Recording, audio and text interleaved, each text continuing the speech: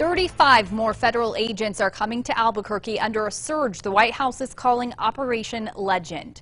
President Donald Trump made that announcement today, saying Albuquerque needs help to stop our violent crime problem. Here's News 13's Jessica Garate. Lizzie, President Trump highlighted one of Albuquerque's unsolved murders from the last year, even bringing the victim's family to speak. One of them is Albuquerque, New Mexico, where last fall 55-year-old Jackie Vigil was murdered as she was getting into her car to go to the gym. That memory comes back and it haunts me. And Jackie, my wife, did not deserve to be killed that way. Nobody does, you know. Vigil was murdered in the driveway of her home near Unser and I-40 last November as she was heading to the gym. Police haven't made any arrest in the case now 8 months later. The president announced Albuquerque and Chicago will get a bolstered federal law enforcement presence under Operation Legend.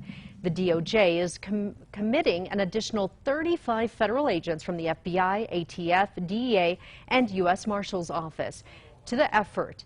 Anticipating the announcement, a lot of Albuquerque officials and groups have denounced the feds looking at their response in Portland, Oregon.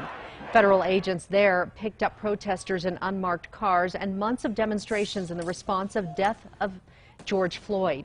The ACLU's New Mexico chapter says the feds' presence worries them, while Republican Party Chairman Steve Pierce says he supports the effort, pointing to crime in the city.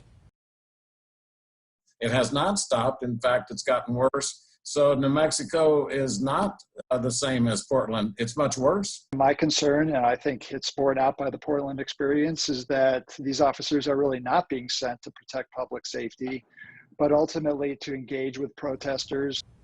The feds haven't said yet on when they plan to bring officers to Albuquerque, but they just announced a $25,000 reward to find Jacqueline Vigil's killer.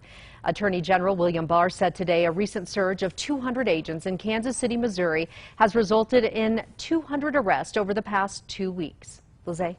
Okay, Jessica. Governor Michelle Lujan Grisham announced today her office and the Attorney General are preparing to actively monitor for any civil rights violations during the federal surge. Bernalillo County District Attorney Raul Torres is also chiming in. He's a former federal prosecutor and says our current federal partners are helping reduce violent crime, but he called the president's explanation for deploying more federal agents, quote, alarming and somewhat confused. The DA wants the U.S. Attorney for New Mexico to ensure any additional agents do not overstep their authority, or he says he's prepared to challenge it in court.